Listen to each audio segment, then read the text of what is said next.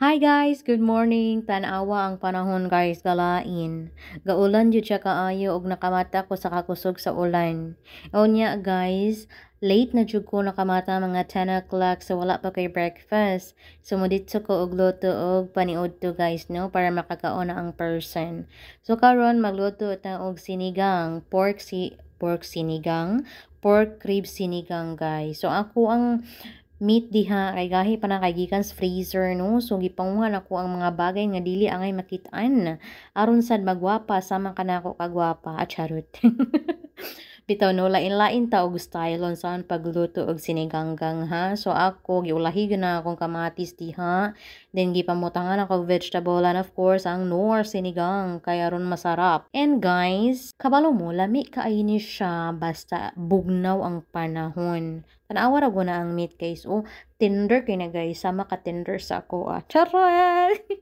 So tilawan ni Mr. of course. Siya ang unang mo tilawan, then mo judge na siya diha kung unsa kalami ang ako ang luto always.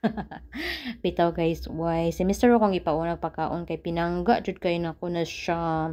Una ang bana usa ang wife of course kay mao gina ako ang responsibility as a wife. Charot. Hala, oy kadaldal ba nako dring person na Bisaya naman ang person ah. Basta ka mo na bahala dira kung unsa nang ikuan ni Mr. Eh. So guys, tanawa ro na si Mr. Bisan gaulan guys, kalain ang panahon, gahukas. Ingana na siya ka strong. Oh, murag wala matagbaw siya sila habang atugnaw kay panahon ay noon nakasabot man sad ko ni Mr. no kay son sa ilaha pa na siya nagpuyo guys. Di gyud na maghukas, magsuot yun nagpila ka layer nga sanina guys kay tugnaw kay panahon didto. Labi na ka ng mga winter season guys. Diyos ko Lord, tugnaw jud kay na guys.